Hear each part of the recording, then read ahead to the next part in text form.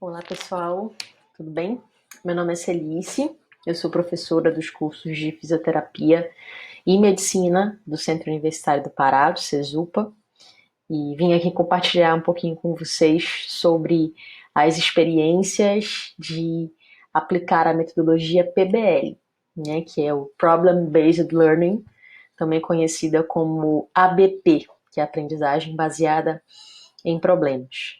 Então, espero que seja um tempinho de agregar um pouquinho o conhecimento, de conhecer uma metodologia que talvez você não conheça. Se você conhece, aprofundar também um pouquinho, né? Bom, eu começo falando um pouquinho para vocês sobre o que é essa metodologia, né? Barrows e Tumbling, em 80, eles definiram a metodologia como a aprendizagem que resulta do processo de trabalho orientado para a compreensão ou resolução de um problema. O próprio nome da metodologia já nos dá uma dica, né? O grande instrumento de aprendizagem são os problemas, né? E são as resoluções desses pequenos casos, desses problemas que estão muito ligados à prática clínica, né, se for da área da saúde e da área prática, né, de outras áreas do conhecimento. Schmitz, em 93, diz que, mais precisamente, é uma abordagem para a aprendizagem e a instrução, na qual os estudantes lidam com problemas, situações do cotidiano, em pequenos grupos, sob a supervisão de um tutor. Né? Então, aqui a gente já tem mais algumas dicas de como essa metodologia age, né? A gente tem situações do cotidiano, os problemas, os alunos são divididos em pequenos grupos e tem a supervisão de um tutor, né, que é o professor, né, a figura do professor. Aqui a gente chama o professor de tutor, porque na verdade ele é um grande facilitador de conhecimento, mediador das discussões entre os alunos. Então, essa metodologia se originou no Canadá, mais especificamente na Universidade de McMaster, isso na faculdade de medicina, por volta dos anos 60, ali na década de 60. Então, tem uma origem, né, em cursos de saúde, mas não necessariamente é exclusivamente aplicada à área da saúde. É claro que a área da saúde tem aí uma afinidade, né, por resolver problemas, resolver casos clínicos, ter problemas de saúde a serem resolvidos e daí a afinidade, mas pode ser totalmente aplicável em outras áreas do conhecimento. Então, essa metodologia envolve, né, o aprendizado independente, ou seja, o aluno ele é autônomo na busca do conhecimento. Educação continuada, né, o aluno que passa pela metodologia PBL, ele tem a tendência, né, a continuar os seus estudos de uma forma autônoma, de uma forma assertiva. Contato clínico precoce, e aí o clínico é essa parte da saúde, né, mas a gente pode dizer que para outras áreas o contato com a prática já é muito precoce. Desde o primeiro semestre, o aluno pode entrar em contato com resoluções de problemas típicos da sua área, do seu curso, para que ele monte, né, o seu raciocínio. E o estudo de problemas de saúde também. Né? Então, nos anos 60, a Universidade de McMaster tinha essas vantagens do método PBL nesse contexto, né, da década de 60. E é claro que a metodologia se espalhou e hoje é usada, e claro, em outras áreas do conhecimento, em outras áreas de estudo. A gente tem alguns princípios no PBL que são importantes, né? Primeiro, a gente tem a ativação de conhecimento prévio do estudante.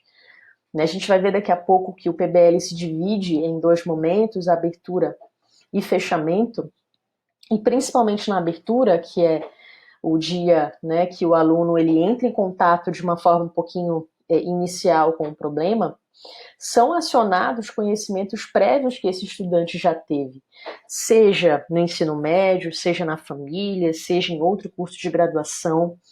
Essa ativação e essa memória do conhecimento prévio é importante, tá?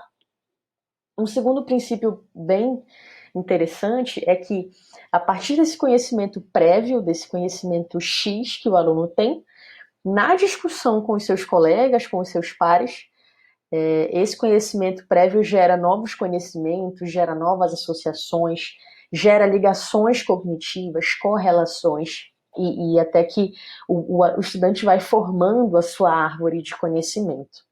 E um outro princípio, uma outra premissa da metodologia é que esses problemas, todos os problemas que os alunos têm contato, eles poderiam ocorrer em situações reais. Então, são problemas fidedignos, né? Não são problemas imaginários, né? Que nunca poderiam acontecer. Pelo contrário, né? O nosso foco é que o aluno tenha essa capacidade de perceber a realidade e talvez o contexto que ele vai encontrar fora da faculdade. Bom, como é que ela deve ser planejada? Vou falar um pouquinho de forma bem direta, bem objetiva com vocês, sobre o planejamento da metodologia PBL, tá? Então, a primeira coisa que a gente tem que fazer é montar um plano de ensino, né? No caso, estou dando o exemplo do curso de medicina, esse é o manual de um dos nossos módulos, né? O nosso curso é modular, é dividido em módulos. Nos 8 primeiros semestres, a gente tem essa divisão curricular em módulos, então cada etapa, cada semestre, o aluno tem 3 módulos, né, a serem estudados, a serem concluídos. O sistema urinário ele é um módulo da terceira etapa do curso, do terceiro semestre do curso de medicina.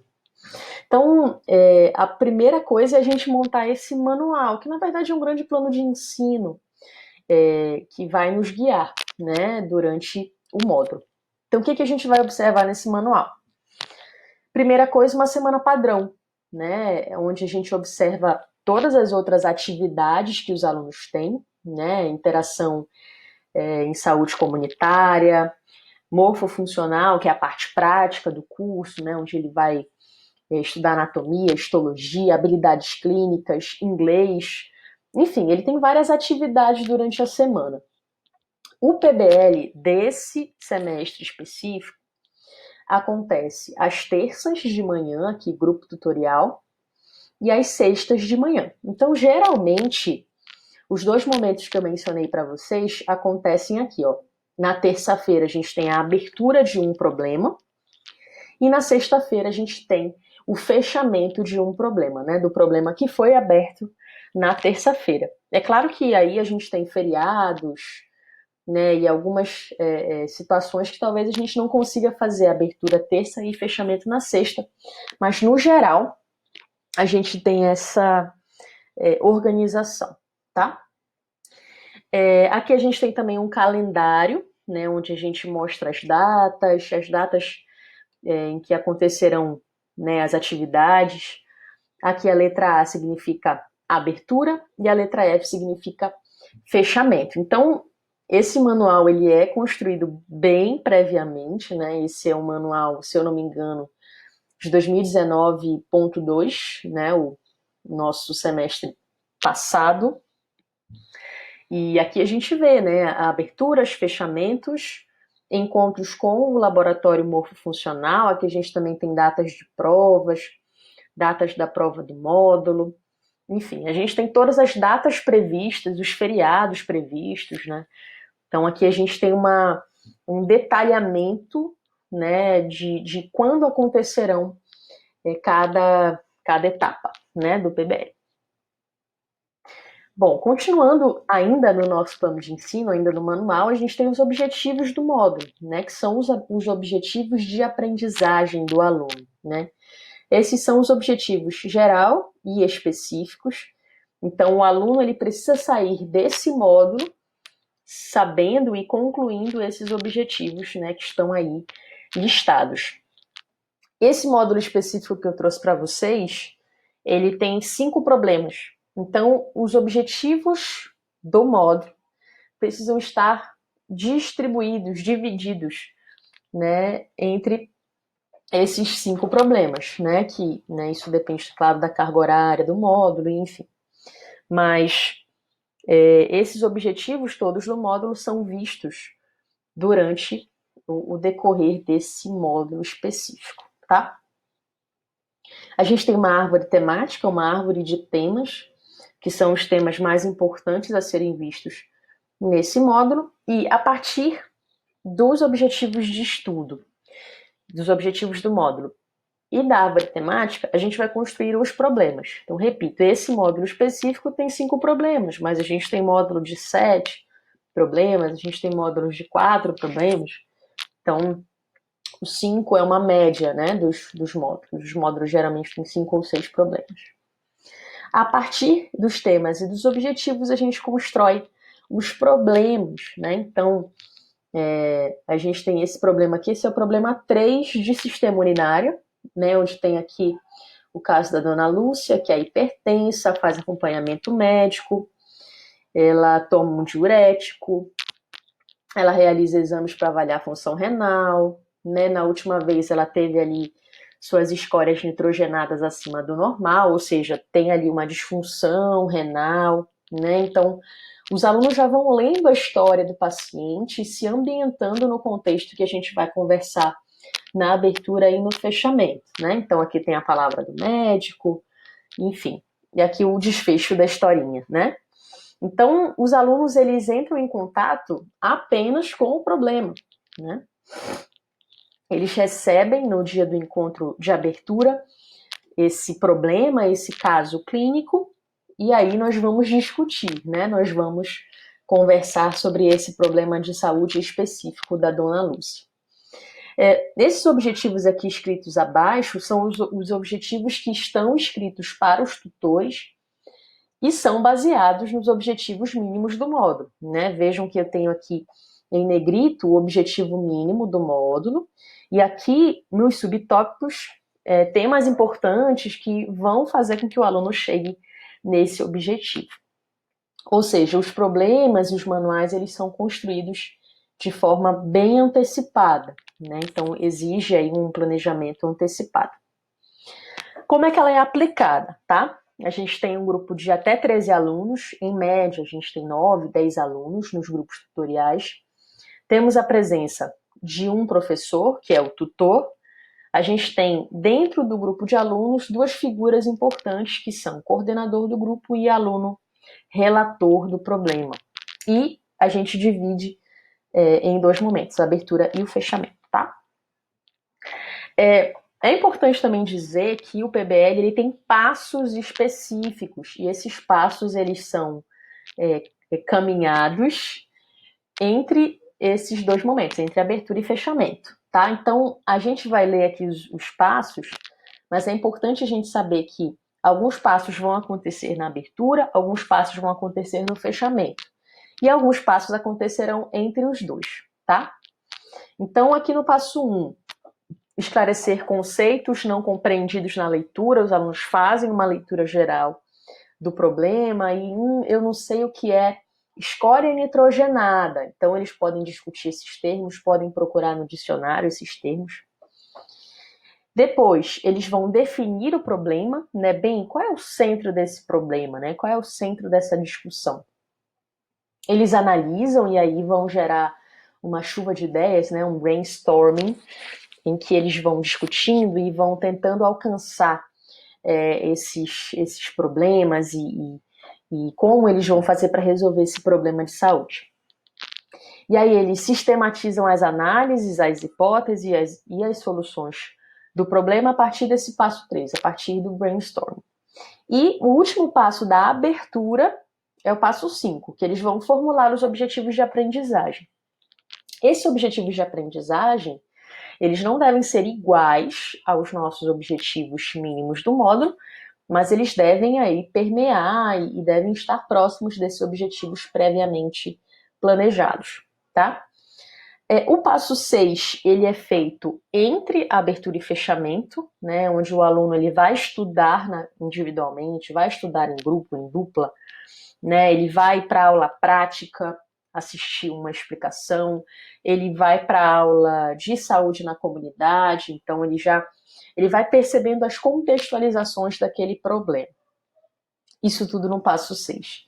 E o passo 7 é o único passo que vai acontecer no fechamento, né? No fechamento, a gente chega para sintetizar os conhecimentos, para revisar as hipóteses, para ver se aquela hipótese que o João deu, se estava correta mesmo, se ele estava no caminho certo.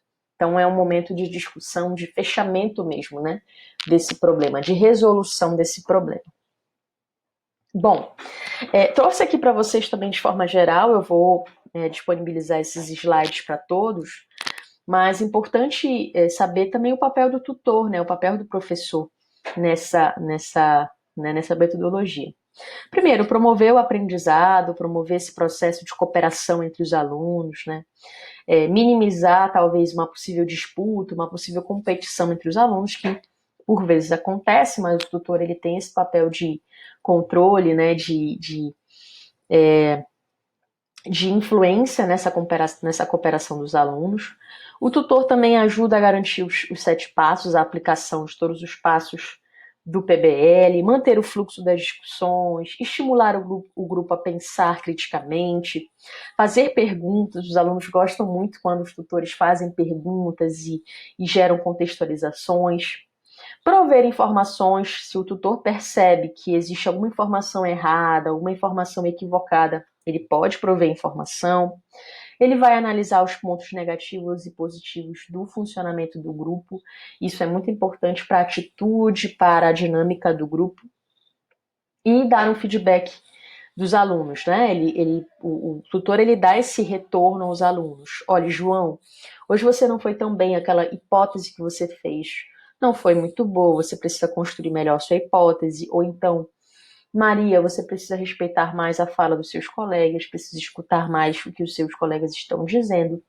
É importante que o tutor ele tenha essa habilidade de análise, de julgamento, para que dê esse feedback de forma justa, de forma também caridosa com os alunos. A gente tem o papel do coordenador, do aluno coordenador, então ele vai organizar o grupo tutorial, ele conduz o grupo na sequência dos 7 passos, ele guia a confrontação de ideias, ele pode sumarizar as discussões, ele pode tentar aí alcançar um consenso entre o grupo, ele faz perguntas, ele estimula a participação de todos, ele conclui as análises, as resoluções, ele é esse guia do grupo, né? A gente geralmente busca revezar, né? Cada semana um aluno é coordenador separadamente para que eles tenham a experiência de coordenar o grupo sempre, tá? A gente tem também o papel do relator, que é um papel difícil, eu acho até que é o mais difícil dentro de um encontro tutorial, porque ele precisa anotar esses pontos relevantes das discussões, isso ele anota no quadro branco.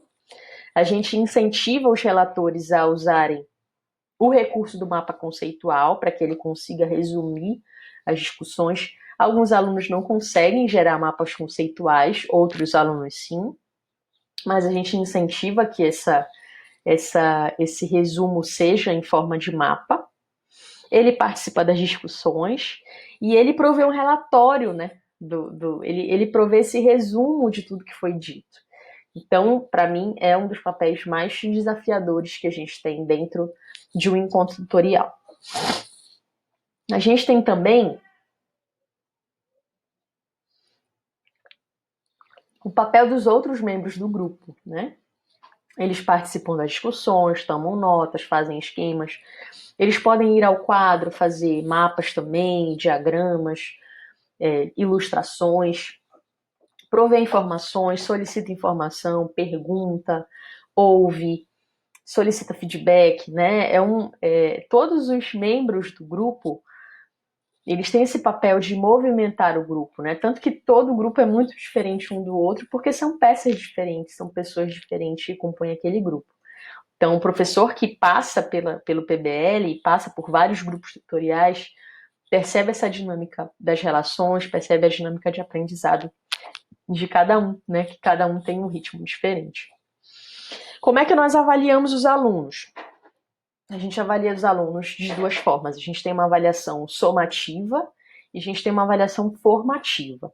A avaliação somativa, ela é uma avaliação um pouco mais tradicional, por meio de prova.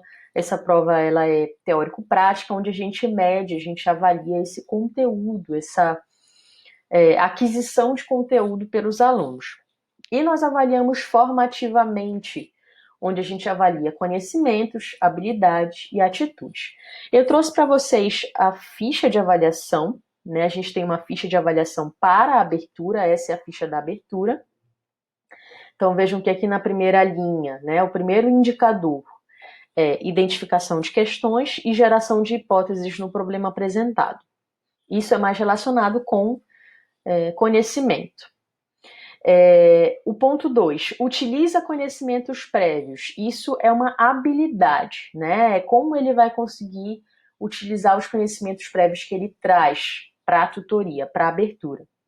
E o terceiro ponto é mais relacionado à atitude, né? Esse aluno participa ativamente do grupo, isso é em relação à atitude desse aluno. Vejam que a gente tem aqui gradações de notas, né, de 0 a 5, né? Então a gente tem aí no encontro de abertura uma média de até 5 pontos, né? A gente soma os 3 critérios, os 3 indicadores e faz a média desses indicadores. Então o aluno pode tirar 3 no item 1, pode tirar 4 no item 2 e pode tirar 5 no item 3. Então a média dele vai ser 4 naquele encontro, tá? Então, se a gente soma os 2 encontros, a gente dá o 10, né? Então, cada encontro aí vale 10 pontos, tá? E aqui essa é a ficha de avaliação do fechamento, né? Então, a gente tem o primeiro ponto, que é demonstração de estudo prévio, que tem a ver com o conhecimento, capacidade de síntese e exposição das informações de forma organizada, isso é uma habilidade. E aqui apresenta atitude crítica em relação às informações trazidas, isso tem mais relação com a atitude do aluno. Então aqui, conhecimento, habilidade e atitude. E a mesma coisa, a gente tem aqui gradações de notas até a nota 5, até gerar a média do dia do encontro, tá? Se vocês tiverem dúvidas, quiserem mais informações sobre a avaliação formativa, é só entrar em contato comigo, mandem e-mail, que a gente conversa um pouquinho mais sobre a avaliação formativa, tá? Quais são os ganhos, quais são as vantagens dessa metodologia, né? Motiva o estudante, incentiva para que ele seja responsável pela administração do seu tempo, promove o contato precoce do estudante com as suas atividades fins, né? No caso da medicina, com a sua prática clínica, no caso da fisioterapia, com a prática fisioterapêutica. Permite que o trabalho ocorra em pequenos grupos, exercitando a integração, as relações, isso é super importante. Permite a assistência individual ao estudante, a gente consegue, nós tutores, conseguimos acessar de uma forma mais individual as dificuldades, as limitações do estudante. Promove uma avaliação permanente, tanto do componente cognitivo como das competências e habilidades, e permite a existência de um currículo integrado e flexível. Aprendizagem contextualizada, criação de diferentes ambientes de aprendizado e uma vantagem para o corpo docente, né? O corpo docente ele se torna mais comprometido com o projeto, né?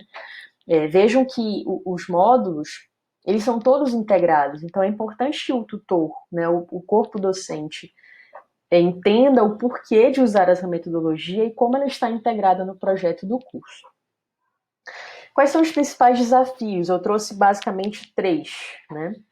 Então, primeiro grande desafio, né? Fazer reuniões tutoriais uniformes, considerando as diferenças entre os tutores e os grupos de estudantes. Cada tutor é um tutor, é uma pessoa diferente, que tem aí ideias diferentes.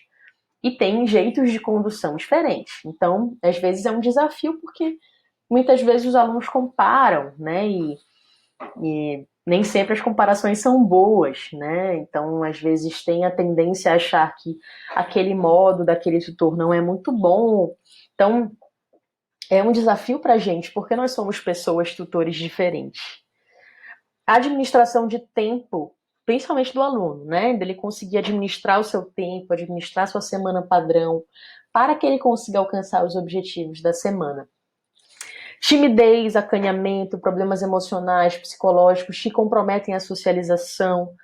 Né? A gente tem muitos alunos inseguros, muitos jovens, muito inseguros, que por vezes o PBL ele se torna um fator de preocupação e de até de né, disfunção, às vezes, emocional, psicológica. Né? E para isso a gente tem o apoio do nosso serviço de atendimento ao estudante, que nos ajuda muito nesses casos em que o aluno não consegue se encaixar na metodologia.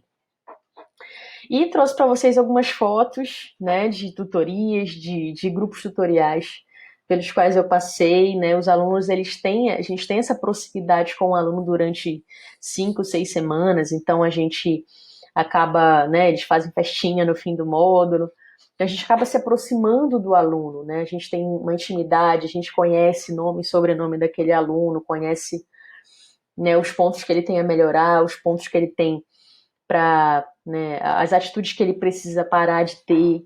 Então, é um contato muito interessante com os alunos.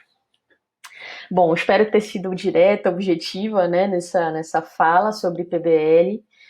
Se algum professor tiver dúvidas, pode acessar, né, pode me acessar por e-mail, celice.souza@prof.cesupa.br, é só entrar em contato que a gente conversa. E assim que possível, né, quando a gente voltar para as nossas atividades presenciais, né, se desejarem fazer uma imersão, uma experiência no PBL, eu estou à disposição de todos.